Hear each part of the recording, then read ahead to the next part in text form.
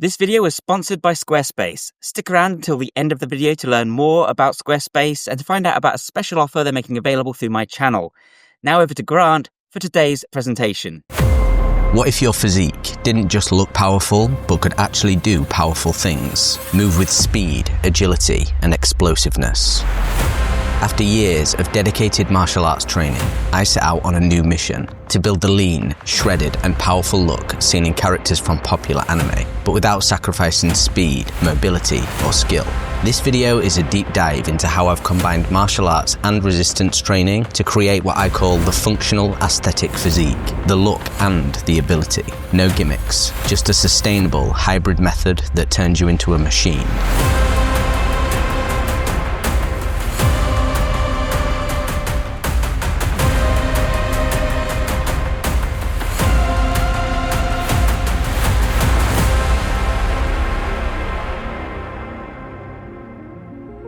What's up guys, my name is Grant Stevens and it's been absolutely ages since I've made a video on the Pioneer, and since I made my last video quite a lot has changed actually. So if any of you follow me on my own social media channels, you know that I got into weightlifting coming up on for about 9 months now, and I've really fallen in love with the process. So in this video I'm going to be deep diving into all of the goals and methodologies that I've got around this type of training, and I'm also going to give an overview of my current training split, which involves all of these different elements, as well as give you guys some advice to follow so you can replicate something similar. Now the reason I wanted to do this is, although I've trained martial arts for absolutely years, it will always be my main passion. This just gave me really something else to do and really dive wholeheartedly into. And quite honestly, I wanted one of those anime type physiques to basically match and go with the skills in martial arts that I already had. And what I'm doing at the moment is kind of what a lot of people call a lean bulk, so a slight caloric surplus for my activity level. And I've really fallen in love with the idea of sculpting your body and creating something, and just when you know that if you keep along this path and keep progressing, you're going to see those results that you eventually want. And I think that's really exciting, and when I lock onto something like that, I get really obsessive and quite invested into it. And this feels for me like martial arts did when I was a kid, when I was first getting into it, and I was just really passionate about it. It was like I was pulled to go out and train rather than having to push and motivate myself to do it. And I think that's really key, you know, just having fun basically, because if you're having to force yourself to go all the time, you're really not going to be able to sustain the journey and the amount of diligent effort it takes to actually create those results that you want. So my goal has really been to develop my upper body muscularity a little bit more, particularly my chest, which I consider to be my weakest area, unless I've got a pump when it looks a little bit crazy. And I'd say my shoulders are probably my best muscle group, followed by my back, and both of those already had quite good development through martial arts anyway. And me and Adam have had quite a few discussions about this type of stuff, and we agreed that these types of physiques are becoming really desirable nowadays. There's a lot of stuff about the anime type body, and that really seems to reflect the old obsession that people have with Brad Pitt's body from Fight Club. I think it's quite a similar look. But the issue is that in order to achieve this, most people take to just traditional bodybuilding in order to do it, when really these types of physiques are actually more about having well-defined and lean muscles. And there's different genetic factors that you can't really control, like muscle insertions and that sort of stuff, but overall it's really about being more lean than it is absolutely massive. And I think there's actually a big misconception when it comes to people that have this type of physique, although it is quite rare. People tend to think that they are a lot bigger than they actually are, and I think that's because most people have never been really lean and have no idea how different you can look under lighting and optimal conditions. Although some people consider it a bit douchey, when you're lean and you've got a pump and you flex your muscles in different poses, your body gives the impressions of the muscles swelling far more, and it's way more noticeable than someone that's fluffier with higher body fat. And so to illustrate, this is me in the gym with a pump under good lighting. And now look at this picture of me that was taken in the morning with no pump and no lighting. You'd think the person in the second picture had gotten sick and lost all his muscle or something. And I personally have no qualms about showing things like that. You know, some people don't like to break the illusion that they're not always looking like they are in their best condition in the gym, but really this is the reality of a lot of these fitness influencers that take crazy pictures with good lighting in the gym, and then you see them in regular t-shirts and you might consider, do they even lift? But all that to say that if you're lean and in good condition, then a little bit of muscle goes a really long way. And falling in line with the philosophy that Adam's been speaking about on the channel as of late, you know, really the best way to achieve something like that can often be through practicing things like martial arts and sports, combined with some weightlifting to build muscle in certain areas and create that desired look. And this is why Adam was keen for me to make this video, because he stated that he thought I was a really good example of it.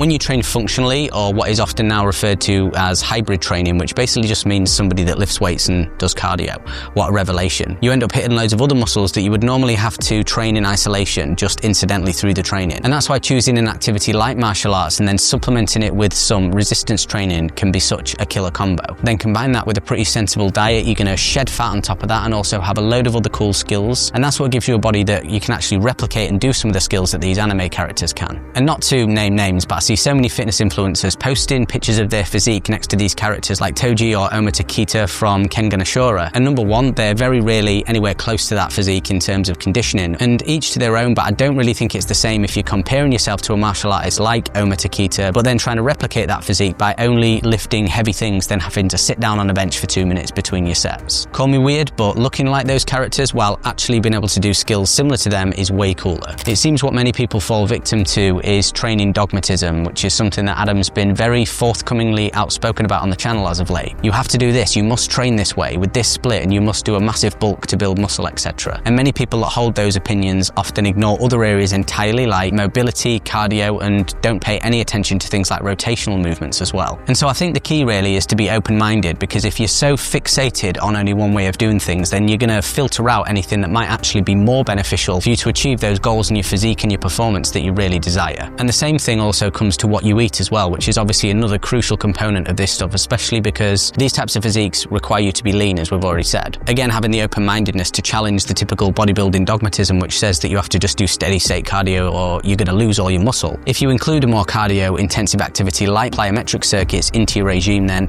you're going to get the added benefit of that afterburn effect on your metabolism. And this is still quite a polarizing topic, and some people think that that doesn't exist, but in my experience, it's really incomparable to just doing steady-state cardio, because so many people are still under the belief system that you have to drastically limit your calories, go on a cut, and just do walking to burn fat, when I would heavily suggest a much more enjoyable way is to just do more activity and eat lots like I do, which is in the region of 3,000 to 3,500 calories a day. But I'm doing something I really enjoy, not having to drag myself through yet another grueling workout of something you hate when you're already on chronically low calories. And this fitness influencer comes to mind, who I'm not going to name on here, but I remember he was always talking about how he ate 1,500 calories, so essentially starving himself to kind of maintain a certain body fat percentage. And eventually he just completely burned out and has stopped making YouTube content entirely. And don't get me wrong, I have no aversion to steady state cardio at all, and I actually do a ton of walking myself as well. I'm just highlighting something that I think is way more sustainable in terms of enjoyment and giving you that nutritional flexibility and all of that stuff. And I'm always in this condition as well. I'm not doing a bulk or a cut, you know, and having to cycle between those two phases of trying to gain loads of weight and then completely switch my diet around and cut it all off, which I would just find really stressful. I just want to eat loads, train all the time, and look like an anime character. Personally, I wish I'd started training this way years earlier, and by that I mean lifting weights on top of the martial arts training I was doing, but I was just so hyper-fixated on the goals I had in martial arts, and I also found the things I was doing to attain them more than gave me the results I was looking for, in terms of speed, explosiveness, and everything that comes with it. And I admittedly was also under the assumption that adding more muscle to my frame would slow me down considerably. I'm quite an all-or-nothing person, and when I get locked into something I can be quite obsessive. So I wanted to be as fast and sharp as I physically could be, and in that pursuit I would do everything I could to get there. So just trying to optimize my body for it and so on. And because of that, I deduced that having any unnecessary or show muscle would detract from things like speed and mobility. But I was wrong about that, and I'm not ashamed to admit that, just like with the bodybuilding stuff we're speaking about here, I held my own biases with regards to my goals. With that being said though, there is a large degree of nuance to that perspective, which really depends on where you're at in your training. So for people who are already martial artists who might be looking to do something similar, I want to just offer some advice and perspective, because there are a large proportion of martial artists that are quite new to training and are under the false belief that in order to develop power,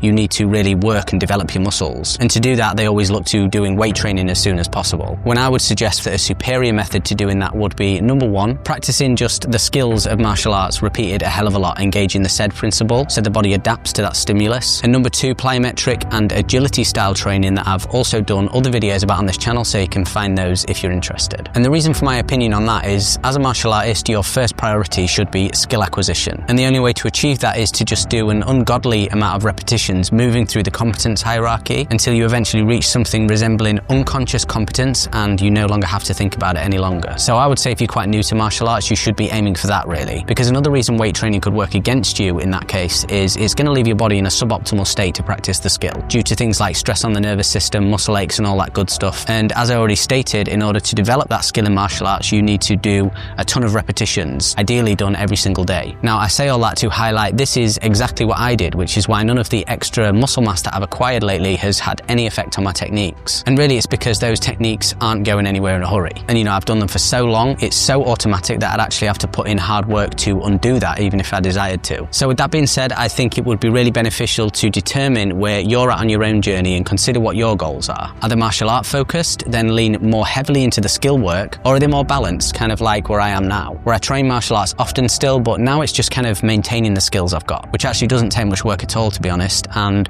it's still a really enjoyable activity for me. And if that's the case, then you're going to have to come to some sort of balance between the resistance training combined with the skill acquisition, but like I've said, if you were starting out, it might be quite difficult. So that's pretty much an overview of the methodology behind why I'm doing the things I'm doing, and I know some of my opinions of different things might be different to what you commonly hear, and I don't want to try and claim any method as superior or inferior, but just suggest something of an alternative approach that many probably wouldn't even consider because of that dogma in certain communities. And honestly, this is what kept me away personally from that type of training for a long time, was the almost religious attitudes that a lot of people took, that this is how you have to do everything. And I knew that that stuff they were saying really directly clashed with the goals I had in my other pursuits, like my martial arts. So not everyone has the same goals, and you shouldn't feel pressured to try to follow somebody else's plan if it just doesn't resonate with you. And in the case of pursuing this anime-esque physique, there are other options that are actually superior and more enjoyable that will produce you better results if your goal is to look something like that. Alright, you're not going to look like Mr. Olympia with this type of training, but neither will 99% of people who preach that the traditional bodybuilding method is the only way you can develop a physique. And on that note, characters like Toji, for instance, who seems to have one of the most popular physiques nowadays, might look big, but in anime terms he's definitely supposed to be more athletic and sportsmanlike. And I think there's just a big misnomer with this stuff. In Japan, where these shows obviously come from, it's not attractive to be big, and what's considered muscular for them would probably be skinny by most Western fitness influencer standards. And that physique is absolutely attainable naturally, just with consistency,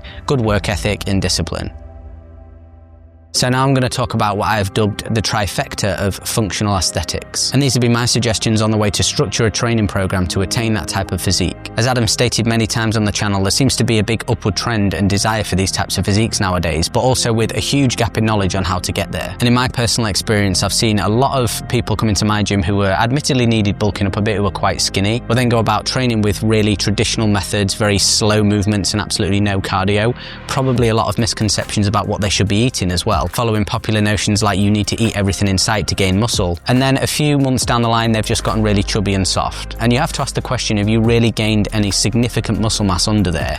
And if you were to cut down, you probably really wouldn't be any bigger. And the reason I say that is because I receive a lot of questions about how I've developed my physique and skills, and then when I tell people the things I've done to do it, they just simply won't do it, or they even disagree, which I just find really strange. So for those who do want to know, here's what I suggest. Number one, martial arts training. Puts muscle on you in all the right places. Incidentally, things like the serratus muscle, which is often called the boxer's muscle, as well as the back and shoulders, and just has an insane amount of benefits I really don't need to name. And this will help you to actually move like those characters, not just look like them. It gives you cool skills, insane body control, and it's an amazing tool to develop yourself and your character both in and out of the gym. Number two is explosive circuit training, which builds functional muscles, crazy core strength, and strips body fat simultaneously. These burn a lot of calories, so it gives you room to eat more food because, like I've already said, there's two ways of going about this. You can avoid doing anything that significantly spikes your heart rate to put you in a fat burning mode, which means you're going to have to eat really low calories to have any chance of getting shredded. And if you avoid calories, you also unfortunately avoid nutrients as well. Or you can do much more enjoyable activities, and then you have much more flexibility with your nutrition. And before you ask, I've got you covered there as well. I've made videos about this stuff, including a follow-along workout on the channel. So if you want to have a look at that, you can find it in the description. And the last one is some resistance training to add muscle in those key areas like the back, shoulders and chest. And I'm not doing any compound movements actually, I just use exercises to target those specific areas. And again, I want to restate that if martial arts is your primary focus, then this shouldn't really take precedence over your training. It's kind of like a supplement in your diet. You're just using it to fill in some of those deficits. And I think this would be a good time to segue into my current training split. And I'm not going to go into too much detail about all of the different exercises I'm doing because I'm going to make a video on my own channel about that coming up soon. So if you'd like to see that, head to youtube.com/GrantStevensMA. That'll be coming soon. So the different elements of my training program fall basically into two categories, and that's cardio and strength training. And I put martial arts in the cardio section because it definitely, raises the heart rate. And I've got my circuit training in cardio as well, but it's kind of like in the middle really, because there are elements of resistance training in there, but it's more with the body weight, obviously not using weights. So starting with Monday, in the morning, I'll do a 30-minute circuit, and then in the evening, I will do back and biceps. On Tuesday, I will do a 30-minute circuit once again, and then I will train martial arts in the evening. So that'll be pad, bags, some sparring, training with friends, whatever. On Wednesday, I tend to rest in the morning, and then I will do chest in the evening. Thursday, I'll do the 30-minute circuit again, and then I will do martial arts in the evening. Friday, I will do the circuit in the morning, and then I will do shoulders and triceps in the evening. The day after that, I will take a rest day. It's Saturday on here, but it can be any day really. And then Sunday, I'll do the circuit in the morning, and I'll do chest. So if you see, I've got more chest sessions on here because, like I said, that's an area that I'm trying to target more than any others at the moment. And then I pretty much just follow this on repeat. So that's the current training split that I'm following at the moment, and you've probably noticed that there are no leg sessions on there because I very rarely train legs. I might throw in a session every couple of weeks or so because I already get a lot of stimulus on my legs through my martial arts training, and I find that when I've done really heavy leg sessions, it really takes away my ability to train effectively in my martial arts subsequently because of the recovery time. And again, this is an example of how you don't have to train a certain way. Everyone says you have to do legs, but people have different goals. I want to be a good martial artist as well and have those multi-skills. And nutrition's obviously a massive part of this equation as well, but I haven't got time to go into it into this video. But I also literally just made a full day of eating, a typical day of eating on my channel. So if you want to see that again, you can head to my channel and view that. But I will say in terms of the calories in, calories out thing, which is often spoken about, it technically is true, but when you eat predominantly whole foods, it's quite low in sodium. So you could technically eat low calories of McDonald's and lose weight, but you're still not going to look as sharp because of all the sodium holding onto water. It's going to cause you to still look a bit fluffy. So really the quality of food and the types of food that you choose matter massively as well. So to finish this video up, I thought I would give a few final thoughts from my discussions with Adam about this stuff. Ultimately, problems tend to arise when you put all of your focus into just one metric, and it ultimately leads to a kind of self-destruction because you have to sacrifice all of these other things like speed, endurance, even your health and happiness. And then to win past a certain level, you have to take it stupidly far and use dangerous drugs to get even better. So I really hope you enjoyed this video today, guys. I've got some cool things coming up that me and Adam have been planning together, which are quite related to this topic in the coming months, so look out for those. And please head to my channel, youtube.com/GrantStevensMA. There's loads of other content I've created on there about the ways I like to train and the different methods I've used to get my skills to the level they're now at. Thank you very much for watching, and I will see you next time I'm on the channel. Thanks a ton for that, Grant. So today's video was sponsored by Squarespace. Squarespace, for those who don't know, is a website building platform. It makes it extremely easy for anyone to get a website up and running in a matter of minutes. And I'm talking a website that's as professional and as fully featured as any on the web. In fact, some of the biggest brands on the web use Squarespace to power their business. To get started, you can either choose from a wide range of different templates and then customize them to your heart's content, or you can use their AI website building tools to have something completely bespoke up and running even quicker. And from there, you can add as many features as you could possibly need. It has comprehensive e-commerce solutions so that you can sell products from your site, track them globally, manage inventory, has appointment scheduling if you want to sell services online, gated members only content if you want to make money from your content directly, has search engine optimization tools so you can make sure that your website is appearing at the top of Google, bringing as much traffic as possible to your page, in-depth analytics so you can see what's working and what's not, fully integrated commenting system with threaded comments, replies and likes, literally anything you could need. If you want to learn more, then go to squarespace.com. And when you're ready to launch, go to squarespace.com/Bioneer and you'll get 10% off your first domain or website. Thanks again to Squarespace for sponsoring this video. Thanks to Grant for making the video. And thanks to you guys. Bye for now.